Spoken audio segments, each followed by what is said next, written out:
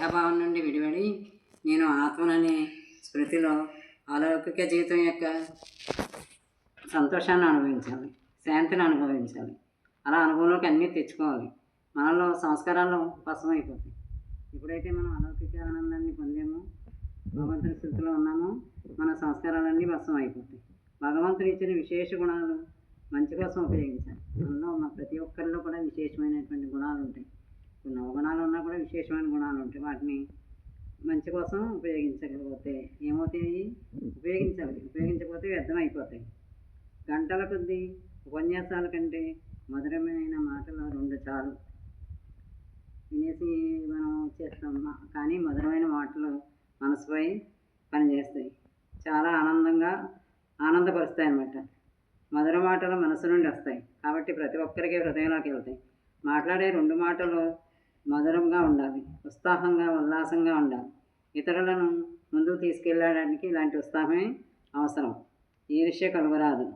ఎవరి మీద ఈర్ష్య కలిగిందా మనం గుర్తించుకోవాలి. ఈర్ష్య వచ్చిందని.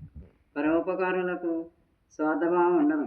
ఎప్పుడైనా పరోపకారం చేస్తాం మనం అలవాటు చేసుకుంటే నిస్వార్థం అవుతాం. స్వార్థభావన తగ్గిపోద్ది.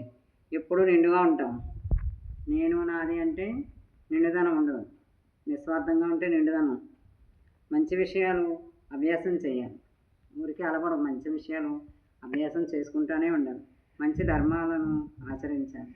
మంచి ధర్మాలను, మంచి కర్మలు, మన నడవడిక అన్నీ మంచిగా ఉండాలన్నమాట.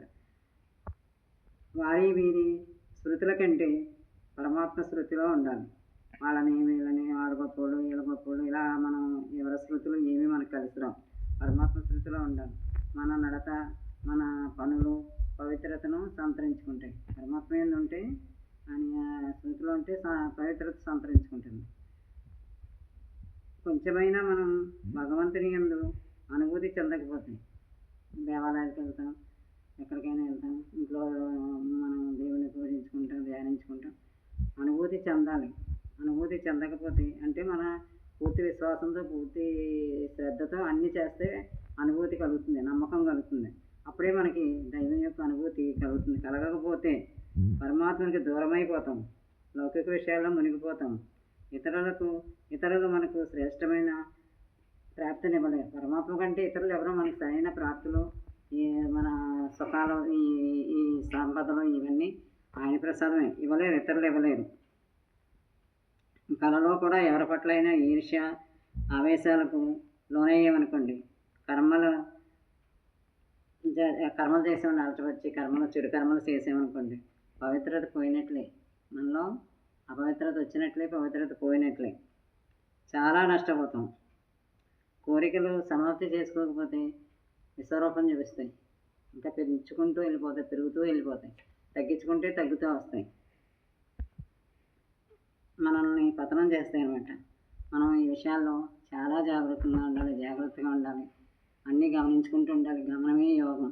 మన నడత, మనం ఎలా ఉన్నాము, ఎలా జీవిస్తున్నాము, ఇలాంటివన్నీ మనం జాగ్రత్త పెట్టుకుంటూ, మనల్ని మనం దిద్దుకుంటూ మనం బాగుపడతాం, ఇతరులు బాగుపడతారు. మనల్ని అనుసరించే వాళ్ళు, చూసి నేర్చుకునే వాళ్ళు చాలామంది ఉంటారు, మనకు తెలియదు. అందుకని మనం ప్రతి ఒక్కరూ మన నడత యందు జాగ్రత్తగా ఉండి 10 మందికి మనం ఆదర్శవంతంగా ఉండాలి. ఇంకో విషయం చెప్తున్నాను. సరే.